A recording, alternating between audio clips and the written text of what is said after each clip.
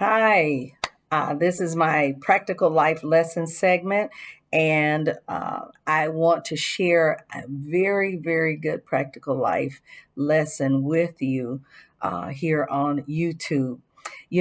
I believe that life teaches us lessons every day, that we are learning. We're constant learners, but we just have to be able to look and to listen and to get the lesson that we're being taught. So, as a part of my practical life lesson series, I will be bringing to you different content, different practical life lessons that I've learned from, that I've experienced myself, or that I've observed from others. And so I hope that you will enjoy these practical life lessons as I go. So let's get started. Tonight's lesson, or today's lesson, I'm going to talk about being intentional. To be intentional, that's the practical life lesson, is to be intentional and to live with intentionality. This year has definitely been a year of change. We've experienced so much change, and the change cycle has just been going so very, very much in this news media blitz and all of that. And sometimes it can seem so overwhelming. It can be very, very overwhelming for us. But I don't want you to allow you to get overwhelming because of the fact that though it seems very chaotic and things are happening and all of that, that God has things under control. And I just want you to know that things will get better. But this is why it's important for us to be very, very intentional in what we do. I read Rick Warren's book many, many years ago, his book on a purpose driven life. And there was a section that says, or the first section in that book, talks about what on earth am I here for? And this was a very thought provoking question that all of us have to understand, and that it's important for all of us to understand and to realize what we are here for and what our purpose is on this earth. One of the chapter subtitles in that section was "What's Driving Your Life?" When I read that particular chapter, it was a profound and pronouncing moment for me, and it began my journey towards understanding myself, really, and being intentional. See, I want you to understand that when you are being intentional, and to be intentional, it was no easy task, and it won't be an easy task for you. One of the things I had to do was that I had to unlearn certain behaviors, a behavior to please, a behavior to be accepted, all types of different behaviors that I had basically learned. And I had to learn my value. I realized that I didn't really know my value, and that I had to understand the value of knowing my value, and also the value of embracing my value. And I had to learn not to allow others to devalue me by their expectations of what they thought I should or I shouldn't do, because I'm not the same person that I was 10 or 20 or 15 or 30 years ago. Um, there's a couple of quotes that I had and I'd like to share with you very briefly, and that is either this one is by Barack Obama, and it's from his book of Promised Land. It says, either you seize what may turn out to be the only chance you have, or you decide you're willing to live with the knowledge that the chance has passed you by. See, we all have the same increment of time. We have 24 hours a day, and it's very important how we utilize that time, how we spend that time, how we spend our energy within that sphere of time. It's so important for us. This quote is by Elaine Welteroth. In her book that was called More Than Enough. And it says, when your dreams are bigger than the places that you find yourself in, sometimes you need to seek out your own reminders that there is more. And there is always more waiting for you on the other side of fear. See, the thing about it is that we've got to go beyond things that we might be afraid of, that people might not like us anymore, or things like that. And we've got to get beyond that side, because there is more. And when you're being intentional and when you're living a life of intentionality, you won't be concerned with what people think, or what people say, or how to impress them, and that, there's so much in that rat race of that, but that's not important anymore. And then the last quote I really, really like, and this was by Cicely Tyson, and she had this in her book, Just As I Am, and it says, "To soar towards what's possible, you must leave behind what's comfortable." And in many instances, I saw that I had put on the cloak of comfortableness, making sure that I appeased everybody else, and that I was pleasing to other people, but I wasn't comfortable for me. It wasn't the right thing for me. So many things and opportunities that passed me by because I allowed myself to be in spaces, in places, and with people that did not increase my value. And honestly, when looking at some of it, sometimes I didn't increase their value as well. So being intentional, I feel, will encompass four basic things, or basic concepts.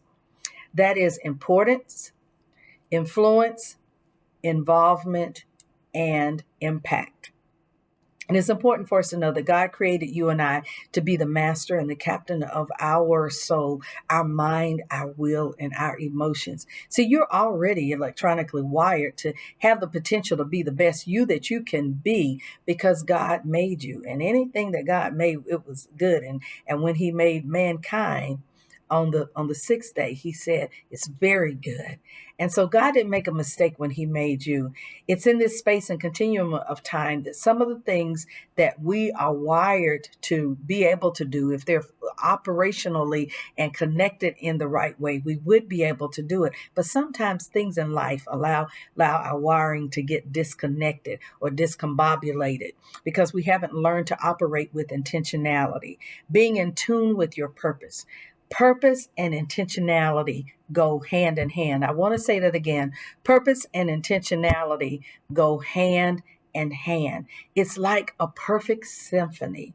It's perfect harmony when we are able to understand our purpose and to walk with intentionality. So let's first of all talk about importance. And I have some questions under each one of these elements as I'm talking about. Importance, whether or not something is important, it deals with prioritizing your values, but you can't prioritize your values if you don't know what your values are, and if you don't know your purpose. If you don't know your value, you have to know your value in order to prioritize them. What do you value, and why is it important to you? Many times we just do things just because, and we diminish our own selves in the process. I want to tell you as well that being intentional means living with purpose and focus, making choices that align with your goals, your values, your priorities, rather than reacting to things by default. It's about being mindful of your actions and your decisions. The second point, or second aspect I want to talk about, is influence. And that is just basically asking yourself these questions before you move or do anything. To say, what level of influence will this have in my life? Or will this have in my family's life? Will participating in this activity, this event, or whatever it is, what that I'm doing, will it take away time from my family? And if so, how much time? And what do I bring to the table by participating in this activity, or by doing this particular thing? We've always got to ask ourselves these questions, because if not, I remember in my younger years, I was trying to go here. I was just being busy, busy, busy, busy. I was being a busy bee. and and I was just going around. But I realized that I was sitting in meetings and I was like, why am I here? What am I contributing to? What is this about?